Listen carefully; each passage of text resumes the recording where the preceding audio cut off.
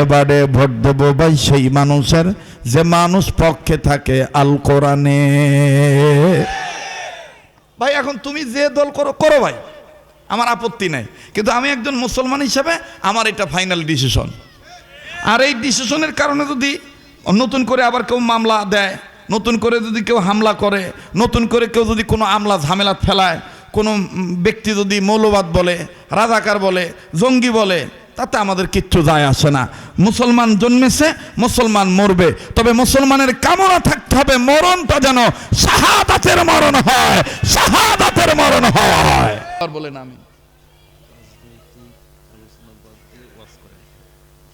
না, রাজনীতি কথা নাই তো, এটা রাজনীতির কথা কি? রাজনীতি কোন কথা নাই, এটা মানবিক বিপর্যয় বস্তু থেকে রক্ষা পাওয়ার কথা। থামেন ভাই, বুঝতে হবে, শোনেন, থামেন ভাই, থামেন থামেন, শোনা ভাই, কথা বলবার দেন ভাই। আমি আসছি না এখানে, আমি তো আগেই বলছি কে কোন দল করবেন এটা আপনার ব্যক্তিগত ব্যাপার, ওটা নিয়ে আমাদের মাথা ব্যথার কোনো দরকার নাই। কিন্তু আমরা সমাজে, থামেন, আমরা সমাজে সৎ, যোগ্য, ভালো লোক চাই এবং আমরাও ভালো হতে চাই, বাস, কথা শেষ। আল্লাহ আমাদের সবাইকে হেদায়েত দান করেন, আবার বলেন আমিন। তাফসীরের কিতাবের মধ্যে এ বাবাজি কি সমস্যা? খালেক শরীয়তপুরি কি বললেন?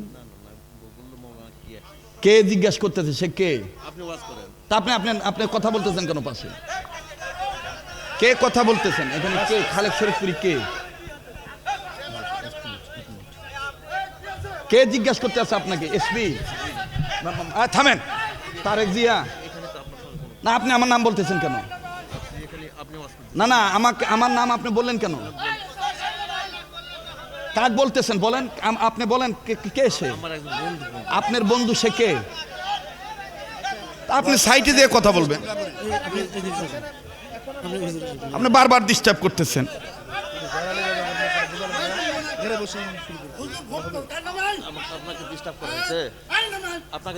না না বাবা, না না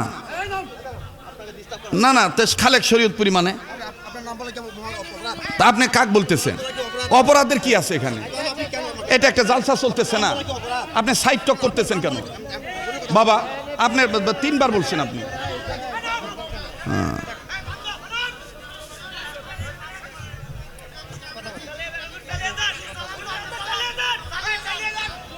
একটা জালসার পরিবেশ, জালসা সুন্দর হবে, কোনো সমস্যা নাই। থামেন,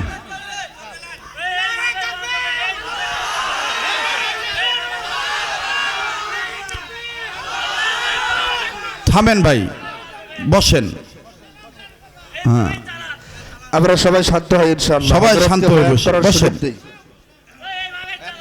সবাই শান্ত হয়, আপনারা বসে পড়েন, হযরতকে বয়ান করার সুযোগ দেন ইনশাআল্লাহ। সব পরিবেশ ঠিক হয়ে যাবে ইনশাআল্লাহ। বসে পড়ি আমরা। জি ভাই, সবাই বসে পড়ি, একটু বলেন আল্লাহু আকবার। বসো ভাইয়া, সবাই বসে পড়ো। মুসলমান ভাইরা আমার, বন্ধুগণ, সন্তানদেরকে যদি আপনি দিন শিক্ষা দেন, সন্তানদেরকে যদি আপনি কোরআন শিক্ষা দেন, ছেলে মেয়েকে যদি আপনি ঈমান আমল শিক্ষা দেন,